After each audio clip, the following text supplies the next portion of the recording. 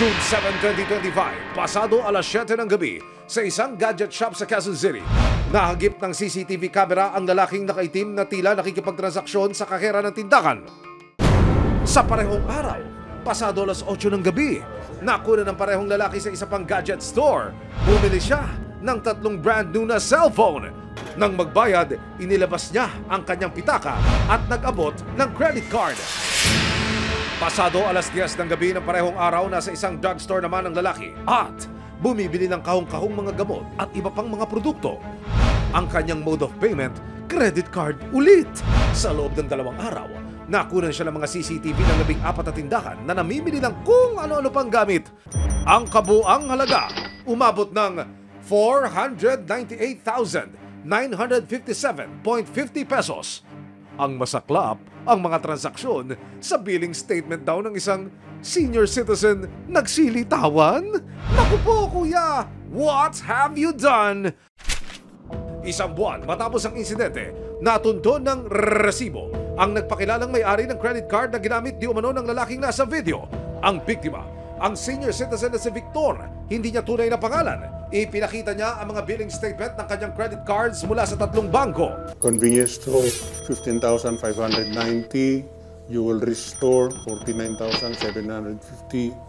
Jewelry, 55,250. Sa isang drugstore, 28,070. Cellphone store to, 78,990. Ito, watch, 46,800. Ayon kay Tatay Victor, ang mga store o mga tindahan na nasa listahan at mga item na naka-charge sa credit cards, tugma raw sa mga CCTV video kung saan nakunan ang nagsha-shopping spree na lalaki. June 7, 2025, habang nasa isang grocery store sila ng kanyang pamilya sa Novaliches, Quezon City, napansin daw niyang may umaaligid na babae sa kanya. Around 6:30, una kami pumunta ng grocery. Mayroong babaeng humarang sa akin, doon in between shelves. Nung dadaan ako, bigla niyang hinarang yung kamay niya, kunyaring kukuha ng isang goods doon sa rack. Very close yung kamay niya dito sa aking dibdib eh. No chance talaga na kahit na lumiko ako, mahirapan kasi tanda ko, meron pang isang tao. Hindi ko lang alam kung kasama rin. Kinabukasan, June 8, 2025, may natanggap siyang mga notification mula sa kanyang mga bangko tungkol sa sunod-sunod na charges. Ang dami ring notification, nagkagulo na kami. Naalala ko yung card kasi kukunin namin yung mga number. Kasi ang isip lang namin baka na-hack eh. Kaya nang i-check ni Tatay Victor ang kanyang bag, laking gulat nila nang wala na pala ang wallet niya sa loob nito. Dito na nila naisip na mukhang nadukutan nga raw si Tatay Victor sa mall. Ano yung naging pakiramdam ninyo na unti-unti nagsulputan na ho yung mga bill? Bay, siyempre nalulungkot kami at natataranto dahil di namin alam kung paano namin babayaran yung mga bills eh. Napakalaki nun eh.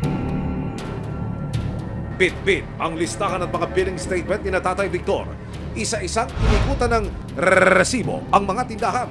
Sa pagtatanong ng resibo sa gadget store, napag-alaman naming dito raw bumili ang lalaki ng 3 cellphone. Last month, June 8, ako, baka alas 8 ng gabi. Dahil 3 unit ng cellphone, worth 47K po. Nagulat kami kasi bakit hindi pala sa kanya yung credit card. Ayon sa anak ni Tatay Victor, tumawag sila agad sa customer service ng mga bangko para ipablock ang kanilang accounts. Tumatawag kami sa credit card para magpa-block, immediate block.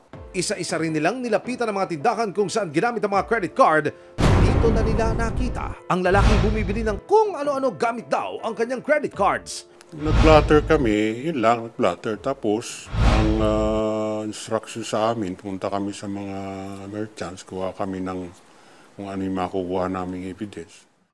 Maraming salamat sa panonood, mga kapuso.